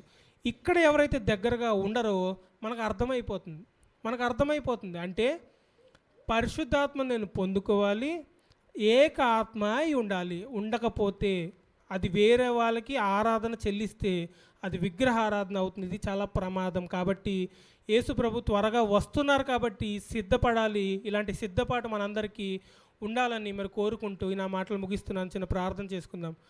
పరిశుద్ధుడా, ప్రేమ కలిగిన తండ్రి, ప్రభా, ఎంతో స్పష్టంగా సూటిగా మేము మాట్లాడుకోవడానికి నువ్వు చూపిన కృపకై నీకే స్తుతులు, స్తోత్రములు తండ్రి. నా సొంత జ్ఞానాన్ని నేను వాడలేదని నేను నమ్ముతున్నాను ప్రభా. వాక్యానుసారంగా చెప్పానని నమ్ముతున్నాను. ఒకవేళ ఏదైనా పొరపాటుగా చెప్పుంటే ప్రభా, నేను త్వరగానే తెలుసుకొని నేను సరి చేసుకోవడానికి కృప చూపించండి. ఈ వచనాలని ఈ వాక్యాన్ని మా హృదయంలో భద్రపరుచుకొని నిజమైన ఆరాధన, నిజమైన భక్తి జీవితాన్ని మేము కొనసాగించే వారంగా, నీతో సాన్నిహిత్య సంబంధం కలిగి ఉండే వారంగా, అలాగే ప్రభా ఎవరైనా వచ్చి యేసు ప్రభు అలా ఇలా అంటే ప్రభా, యేసు ప్రభు నాకు తెలుసు అని ధైర్యంగా నేను చెప్పగలిగేవాడనుగా, అలాగే వ్యక్తిగతంగా నీతో సహవాసము కలిగి సిద్ధపడేవాడనుగా, ఇక్కడ కన్ను మూస్తే నీ దగ్గరకు వచ్చి కన్ను తెరిచేవాడుగా, అలాగే ప్రభా రెండవ రాకడలో ఎత్తబడే స్థితిలో ప్రభా సిద్ధపడే సిద్ధపాటుని నాకు మా అందరికీ మీరు దయచేస్తారని నమ్ముతూ ఈ చిన్ని మాటలు మీ పాదాల చెంతకు చేర్చుకుంటారని యేసుక్రీస్తు పరిశుద్ధ నామంలో వినయంతో బ్రతిమలాడి వేడుకుంటున్నాను నా కన్న తండ్రి. ఆమేన్. అందరికీ మరణాత.